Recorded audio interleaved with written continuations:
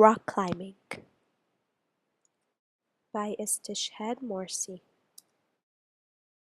I will be discussing the origins of rock climbing, the relevance of women to the topic of rock climbing, and finally my personal reflection of participating in rock climbing. History of rock climbing. Rock climbing began as a subsport of mountaineering. Men in the 1800s began to explore the new terrain of mountains, hills, and cliffs by using their makeshift rock climbing gear and tools. By the late 1900s, rock climbing became its own sport and gained popularity. Early rock climbers paved paths in mountains for the sole purpose of the leisure activity of rock climbing. Although there are several notable women who climbed mountains across America and Europe, women were essentially non-existent in the history of rock climbing until the late 1900s. Although participation of women in physical activities such as rock climbing was rare, today, according to the American Mountain Guides Association, out of the 294 people who are certified mountain climber guides, only 26 are women. And as of 2008, 70% of regular mountain climbers or rock climbers are male. Though the males are more prevalent in rock climbing, the number of female participation have increased drastically due to the evolution of the Victorian female image. Now that women can dress freely in pants and not just corsets and dresses, they may move around freely. Women are also no longer restricted to the at-home only mother roles. Women may choose to participate in education, sports, and a career.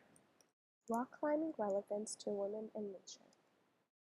Rock climbing has traditionally fit the male ideals because it corresponds with the stereotypical strong masculine activity and the manly attire code of pants and an optional shirt. Henderson discusses this in both Gains and Gaps, stating that the high heel, the skirt, and the bonnet and the corset was the ultimate attire for a woman in the Victorian ideal, which would make it impractical for them to engage in rock climbing. In addition, Henderson states physical activity was viewed negatively. It ultimately was perceived as having a harmful effect on the all-important role of motherhood. Therefore, women could not strain themselves and their body in a sport such as rock climbing. I have always thought rock climbing to be a male activity because it requires extreme physical strength.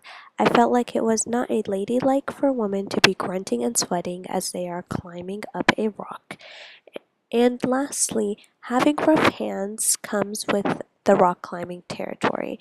As unfortunately stated in both Gains and Gaps, the stereotypical women are meant to have delicate features, which includes soft hands.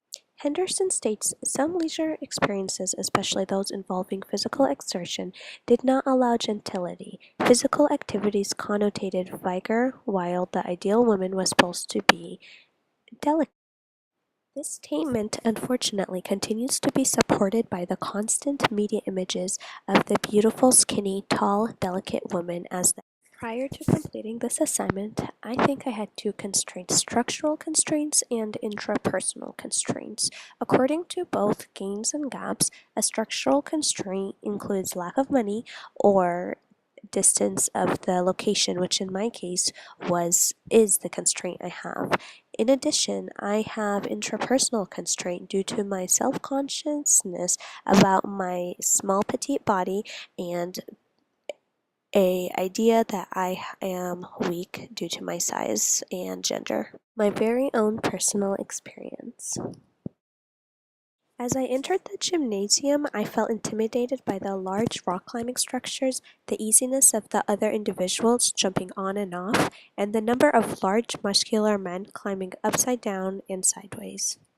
Both Gain and Gap states that although women have interest in physical activities, they are often discouraged by society or directly by friends and family. I have an image implemented that as a woman I may be small and too weak to exert enough strength for an activity such as rock climbing. But as I took my course in tying an 8-figure knot, learning how to safely attach myself to the harness, and slowly pulling myself up to the top, I began to realize that Gender is irrelevant to the strength I have.